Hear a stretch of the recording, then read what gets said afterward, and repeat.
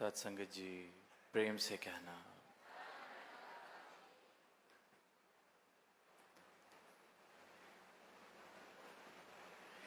सत्संगत, दिल बहुत प्रसन्न कि यहाँ टीकमगढ़ में आकर सत्संग करने का अवसर मिल रहा है। चाहे मौसम बारिश का पिछले कुछ दिनों से देख रहे हैं कि कितनी ज़ोर से बारिश हो रही है। आज रास्ते में भी बारिश, सुबह जब ग्वालियर से चलना हुआ, पर जिस उत्साह के साथ सारे अरेंजमेंट्स किए गए, तो हम देख रहे हैं कि अक्सर ऐसे प्रोग्राम खुले मैदानों में किए जाते हैं, पर मौसम करके आज यहाँ एक इंडोर स्पेस के अंदर, मैरिज हॉल के अंदर हम सत्संग का आनंद ले रहे हैं। इसी प्रकार से सुबह जो दतिया में भी सत्संग करने का अवसर मिला, वहाँ भी एक मैरिज हॉल जहाँ सारे संत इकट्ठे हुए, तो मन में भाव यही आ रहे थे कि सुबह वाला स्थान भी जैसे ही कोई आए तो एकदम देख के कह सकता है ये शादी विवाह या उस प्रकार के किसी सेलिब्रेशन के लिए, कोई खुशी का अवसर मनाने के लिए ये स्थान तैयार किया गया है। अभी यहाँ भी हम देखते हैं झूमर लगे हैं, लाइटें लगी हैं। अभी तो सत्संग हो रहा है, पर वैसे कोई आए तो देखते ही कह सकता है कि ये स्थान कहीं ना कहीं कोई शादी या इस प्रकार के मौक़ों के लिए इस्तेमाल होता होगा। तो भाव यही है कि सजावट इस हॉल की जितनी मर्जी हो जाए, अच्छे से अच्छे झूमर लग जाएं, सुंदर से सुंदर कपड़े से सजावट हो जाए, लाइटें लग जाएं, बिल्कुल खूबसूरती से इसको सजा दिया जाए, सुंदर से सुंदर फूल लगा दिए जाएं, पर उस स्थान पर, जिस स्थान के लिए इसको सजाया जा रहा है, जिस काम के लिए सजाया जा रहा है, विवाह के लिए या इत्यादि किसी भी फंक्शन के लिए, वो फंक्शन ही ना हो, वो कार्य ही ना हो जिसके लिए इस स्थान को सजाया गया था, तो फिर वो सजावट किसी काम की नहीं रह जाती, किसी मोल नहीं रहता है सजावट का। जो कहते हैं कि ये शादी का बैंक्वेट है या शादी का हॉल है, हॉल तो बहुत मुबारक है, पर उत्सव और खुशियाँ तभी मनाई जाती हैं उस हॉल के अंदर जब वहाँ कोई ऐसा शुभ कार्य है जहाँ दो परिवारों का मिलन हो रहा है, या कोई खुशी का मौका मिलके सब लोग मना रहे हैं, कहीं किसी का जन्मदिन या शादी की सालगिरह। तो जो कहने का भाव है वो यही है कि ये जो ऊपर ऊपर की सजावटें हैं, सुंदर से सुंदर हम इसको सजा लें, पर अंदर क्या चल रहा है? अंदर खाली है, कोई आया ही नहीं, तो फिर किसने खुशी मनानी है? अंदर अगर कोई खुशी का मौका बनना था, पर वहाँ मनमुटाव हो जाए, वैर पड़ जाए किसी बात का, तो ये सजावटें मजबूर नहीं कर सकती खुशी मनाने के लिए। और इसी प्रकार ये जो तन मिला है मनुष्य का, इंसान को, ये जो मनुष्य तन हमें इस जीवन में मिला है, ये इतनी सुंदर बारी मिली है कि एक सुंदर जीवन जिया जाए। इतना सुंदर संसार इस परमात्मा ने साथ में रचा के दिया है। सुंदर से सुंदर स्थान पर चले जाएं। किसी को पहाड़ पसंद हो वो पहाड़ों पे चला जाए, किसी को समुद्र के तट पर रहना पसंद हो वो वहां चला जाए, अच्छे से अच्छे होटल में बैठ जाएं, सुंदर से सुंदर मकान बना लें। पर अगर मेरे मन में सुंदरता नहीं है, मेरे हृदय में प्रेम नहीं है, शांति के भाव नहीं है, तो सुंदर से सुंदर जगह भी मुझे खुशी नहीं दे सकती। कितना ही सुंदर पहाड़ हो, वो मुझे खुश करने पे मजबूर नहीं कर सकता अगर मेरे मन ने उदास होने की ठानी हुई है। मेरे मन में किसी के लिए नफरत के भाव हैं तो सुंदर से सुंदर जगह उस नफरत को नहीं मिटा सकती। सुंदर से सुंदर समुद्र का तट, बेहद खूबसूरत वादियां, बर्फ से ढके हुए पहाड़, कोई भी नज़ारा हो दिलों से नफरत को नहीं मिटा सकता, एक बुझे हुए दिल को जगा नहीं सकता, खुशी नहीं दे सकता। तो इंसान अगर खुश है, शांत है, तो अगर हृदय में शांति है, इंसान अगर इंसान है तो जीवन में इंसानियत है, मानवीय गुण है, इसलिए इंसान है। जैसे कि ये हॉल शादी का हॉल तब तक है जहां यह शादी मनाई जा रही है, शादी के कार्य किए जा रहे हैं, सजावट इसको वो रुतबा नहीं दे देती। इसी प्रकार ये शरीर हमें इंसान होने का रुतबा नहीं दे देता। जीवन में इंसानियत वाले भाव होने चाहिए, हृदय में मानवीय गुण होने चाहिए। मेरा जीवन एक प्रमाण होना चाहिए इंसान होने का, ये नहीं कि ये बस शरीर, जिस शरीर को कहा गया है कि इंसान का शरीर है, पर उससे काम हैवानों वाले, उससे काम ऐसे कि जहाँ ये इंसान पहुँच जाए वहाँ खुश मिजाज भी कोई माहौल बना हो। तो कई बार देखते हैं कि किसी के आने से वहाँ की खुशी ही कम हो जाती है, क्योंकि अंदर के भाव इस प्रकार के आते ही सिर्फ वैर और विरोध वाली भावनाएं लेके हम कहीं चले जाएं तो एक अच्छे खासे खुश मिजाज माहौल के अंदर भी हम उस माहौल में कड़वाहट भर देते हैं।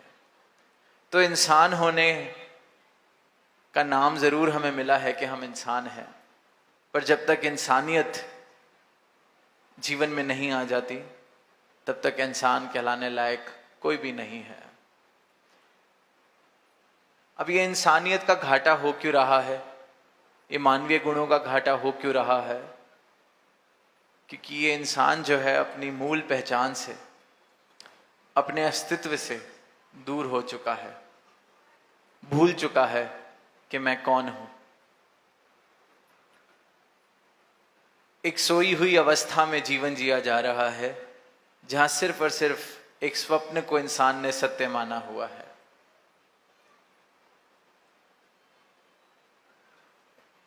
ये शरीर मिला है तो खुद को इंसान शरीर ही मान बैठा है।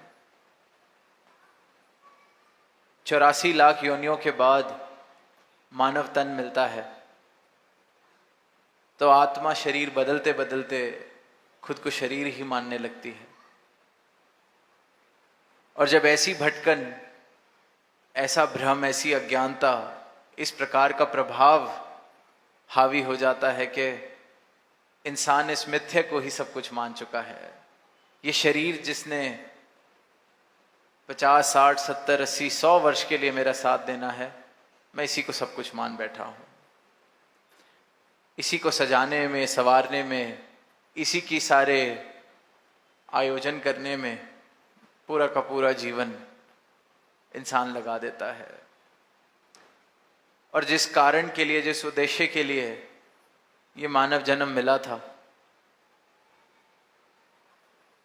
उस उद्देश्य से बेखबर इंसान यूं ही इस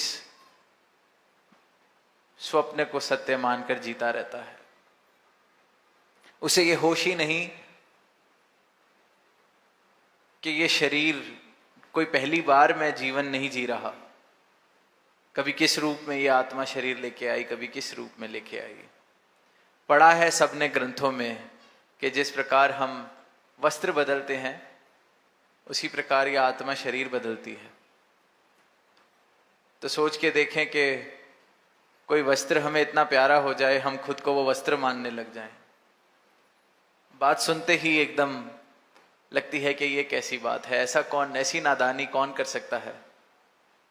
कोई बहुमूल्य वस्त्र हो, बड़े शौक से खरीदा हो, अब हमारा सारा जीवन सिर्फ इस बात पे लग जाए कि ये वस्त्र मैं बिल्कुल साफ सुथरा रख के रखूंगा, इसको पहनूंगा, इस पे कोई मिट्टी ना आ जाए, इस पे कोई दाग ना आ जाए। मेरे सारे का सारा जीवन सिर्फ उस वस्त्र को संभालने में लग जाए तो जो साथ चलेंगे कहेंगे पागल है, ना अपने खाने का ध्यान है, ना पीने का ध्यान है, सारा ध्यान अब इस वस्त्र पे, जैसे जान अटक गई है किसी की इस वस्त्र में। सुनने में ही बात अटपटी सी लग रही है कि ऐसी नादानी कौन कर सकता है, ऐसी नादानी, एक वस्त्र के पीछे पागल हुए बैठे। पर अगर गहरे में सोचेंगे तो यही नादानी हर इंसान कर रहा है, क्योंकि इस बात से बेखबर है ये शरीर, मेरी आत्मा वस्त्र की तरह बदलती आई है। 84 लाख बार वस्त्र बदले हैं, और ये जब मनुष्य तन मिला है तो इस वस्त्र से इतना प्यार हो गया है कि सब कुछ इसके इर्द गिर्द ही घूम रहा है, इसकी सजावट में ही घूम रहा है कि अच्छा मकान बना लें ताकि शरीर को आराम मिले, यश वैभव प्राप्त कर लें ताकि ये जो हस्ती मेरी है ये और ऊंची हो जाए। सब कुछ मैं, मेरे शरीर, मेरे इस अस्तित्व को और सजाने में, जीवन का हर पल जो मैं बिता रहा हूं वो सिर्फ और सिर्फ इस एक झूठी हस्ती को और सजाने में, एक सपने को और सुंदर करने के लिए। और वहीं फिर संत एक संदेश देते हैं कि बिल्कुल ये शरीर मिला है, ये जीवन मिला है, ये संसार भी इस परमात्मा ने बनाया है। इस संसार में रहते रहते आरामदायक जीवन जीते हुए, जो इच्छाएं हैं सब पूर्ति करते हुए, जो प्राप्त करना चाहो बिल्कुल करो, पर आंखें खोलकर ये जीवन जिया जाए। खुद को ये शरीर ना मान बैठो, अपने मूल अस्तित्व को जाना जाए। इस परमात्मा जिसके हम अंश हैं, इस परमात्मा को देखा जाए। और फिर जब जीवन में ये बोध आ जाता है कि मैं ये शरीर नहीं, मैं शरीर में हूं, तो फिर ये जीवन जीने का ढंग बदल जाता है। जहां आसक्ति वाले भाव, जिसे इतनी आसक्ति मुझे अपनी उपलब्धियों से हो जाती है, अपने आप से हो जाती है, अपने रिश्तों से हो जाती है, कि ऐसी हालत भी हो जाती है कि कोई मुझसे कुछ ले ना ले, या तो पाने की दौड़, और जब पा लिया तो उसको पकड़ के रखने की दौड़ में इंसान पूरा जीवन ऐसी आसक्ति वाले भावों से जीता है। और वहीं जब ये बोध हो जाता है कि मैं मूल रूप से कौन हूं, तो ये आसक्ति अनासक्त आसक्ति बन जाती है कि बिल्कुल है तो मुबारक, नहीं है तो मुबारक। तो जीवन में आनंद वाली अवस्था आती है। मकान बनाना चाहते हैं, बन गया तो मुबारक, नहीं बना तो मुबारक। सहज अवस्था, ये सहज अवस्था ही संतों ने, भक्तों ने प्राप्त की है। और यही संदेश दिया है कि ये बहुत सुंदर अवसर मिला है। बड़े भाग मानस तन पावा, दास ने सुबह भी संगत में ये पंक्तियां कहीं कि ये कह तो रहे हैं, पढ़ तो रहे हैं रामचरितमानस की पंक्तियां के बड़े भाग मानस तन पावा, पर क्यों बड़े भाग कोई और तन के लिए क्यों नहीं लिखा? 84 लाख बार तन मिला है, पर बड़े भाग मानस तन पावा ही क्यों?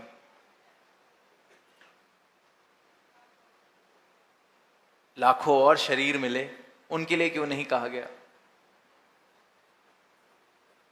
मकान तो उनमें भी बनते हैं, देखते हैं हम, एक छोटी सी चिड़िया भी अपना घोंसला बनाती है, संतान भी वहां और योनियों में पैदा करता है, घर बनाता है, संतान पैदा करी जाती है, खाया जाता है, पिया जाता है, शरीर का ख्याल रखा जाता है, सब कुछ किया जाता है।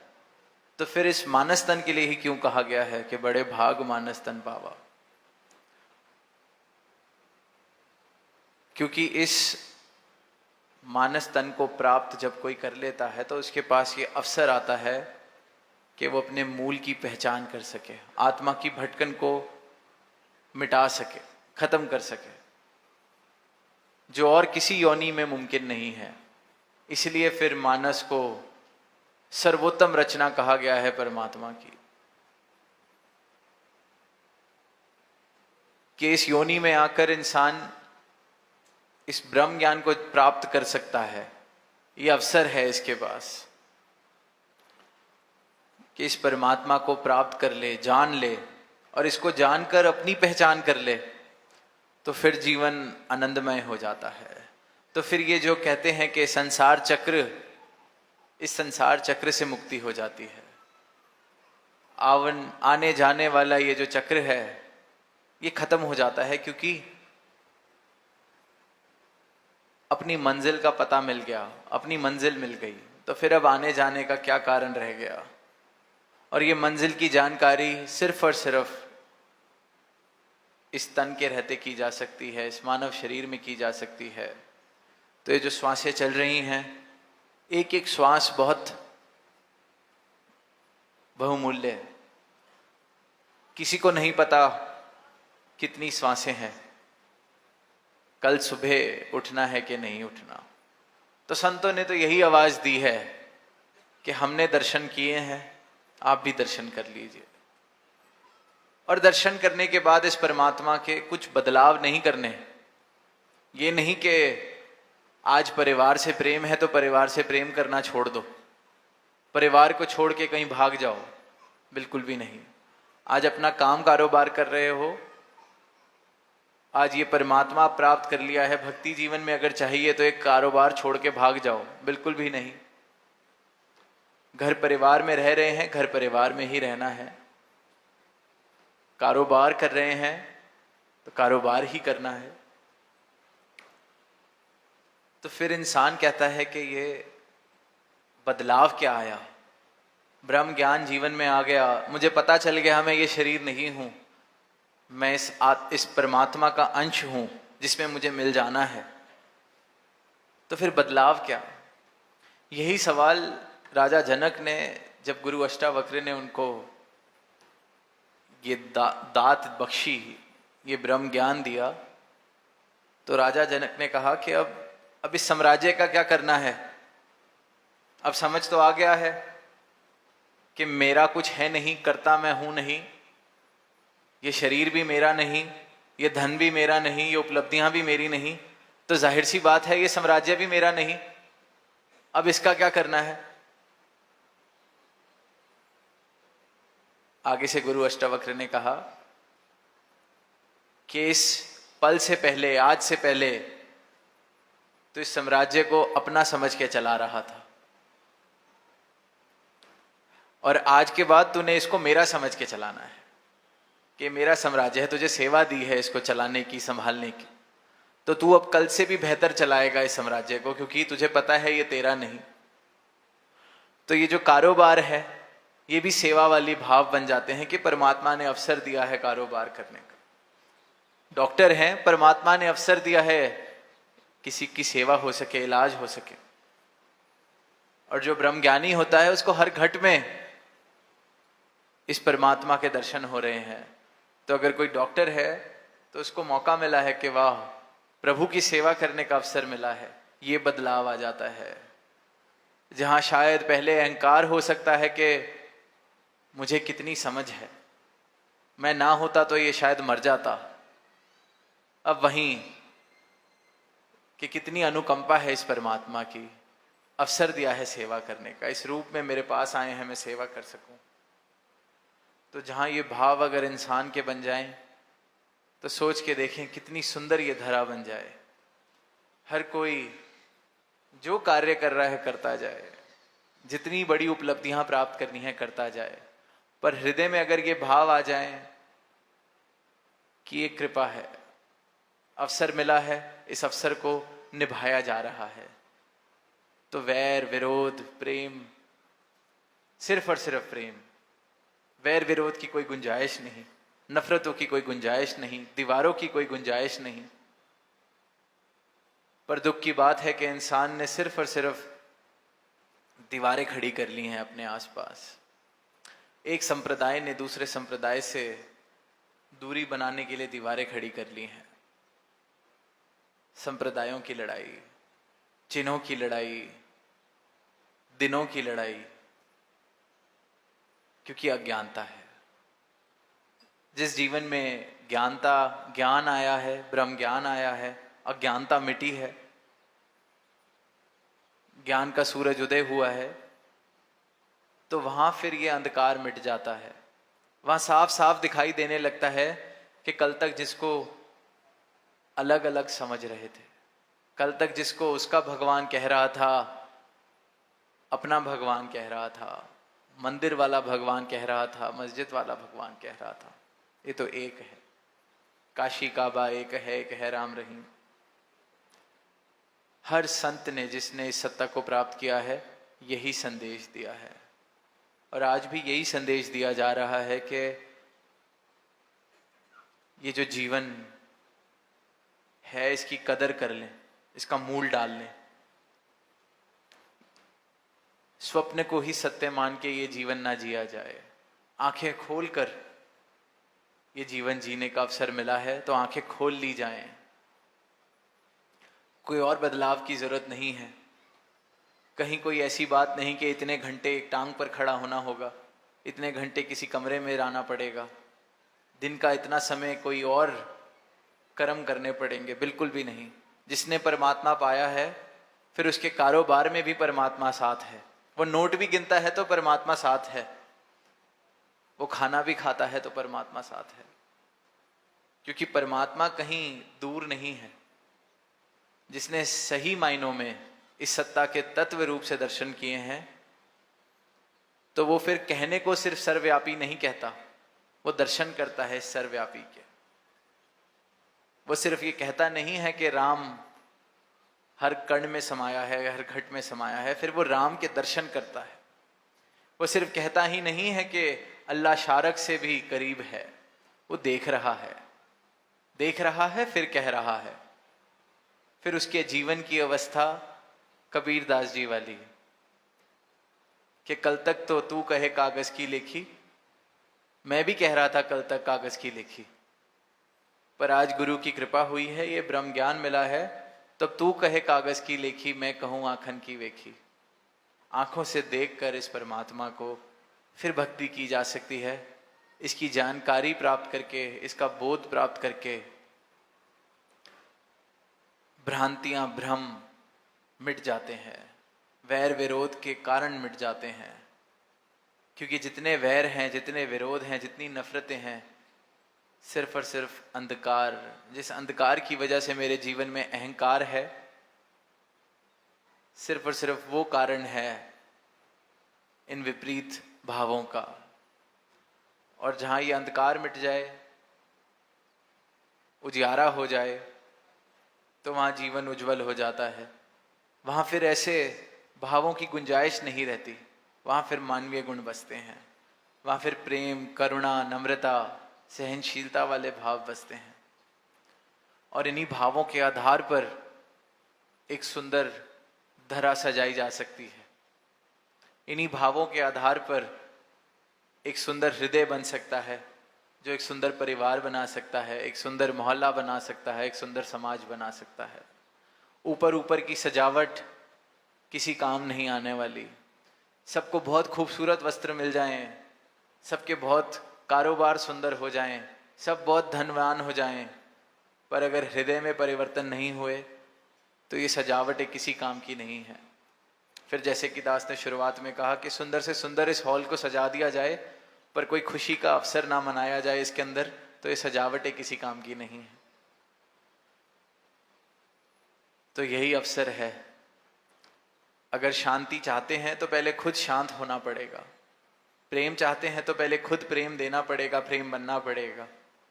और ये बनना मुमकिन है, सबके लिए मुमकिन है, क्योंकि इस परमात्मा को जिसने प्राप्त किया है उसके जीवन में प्रेम आ जाता है, उसके जीवन में फिर ये भाव आ जाते हैं, सबके भले के भाव, भला करो सबका प्रभु, सबका हो कल्याण, ये वाले भाव आ जाते हैं। और ये भाव सिर्फ तभी आ सकते हैं जब जीवन अंधियारे से उजियारे की तरफ आ जाए, क्योंकि अंधकार में ही हम किसी और की नुकसान की बात करते हैं, किसी और को दुख पहुंचाने की बात करते हैं, किसी और की लकीर छोटी करने की बात करते हैं। अंधकार में, अंधकार खत्म तो सबका भला हो भगवान,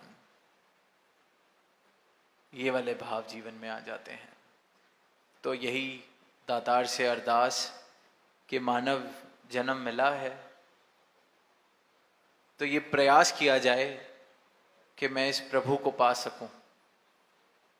सोच के देखें, नाम लिया जा रहा है प्रभु का, उस्तति गाई जा रही है, यशोगान कर रहे हैं, पर क्या इस प्रभु को पाया है? क्या कह सकते हैं कि जो शारक से करीब है वो परमात्मा पा लिया है? क्या कह सकते हैं कि जो सर्वव्यापक है वो परमात्मा देख लिया है, पा लिया है? क्या कह सकते हैं जिस परमात्मा को शस्त्र काट नहीं सकते वो परमात्मा पा लिया है? सवाल पूछने की जरूरत है, क्योंकि इसी सवाल को जिसने पूछा है और जवाब पाया है, फिर उसका जीवन आनंदमय, फिर उसके जीवन में भक्ति, फिर उसके जीवन में सत्य, फिर स्वप्न वाला जीवन वो इंसान नहीं जी सकता जिसने सत्य को देख लिया है। जिसने रोशनी देख ली है वो फिर अंधकार के साथ गुजारा नहीं कर सकता। तो संतों ने युगों युगों से यही एक संदेश दिया है कि इस परमात्मा को प्राप्त किया जा सकता है, इसकी भक्ति में जीवन जिया जा सकता है। और संतों ने ऐसा जीवन युगों युगों से जी के दिखाया है, आज भी जी रहे हैं। और यही एक संदेश आदिकाल से जो सत्य है, आज जो सत्य है और जो दिख रहा है, सब खत्म हो जाएगा तब भी जो सत्य रहेगा, इस सत्ता को परमात्मा कहा जाता है। इस सत्ता के दर्शन कर लिए जाएं, इस सत्ता के साथ नाता जोड़ लिया जाए, इस सत्ता को जान कर ये जान लिया जाए कि हम भी सत्ता के ही अंश हैं। फिर सत्य वाला जीवन हम सबके हिस्से, हम सबकी झोली में आ सकता है। प्रेम से कहना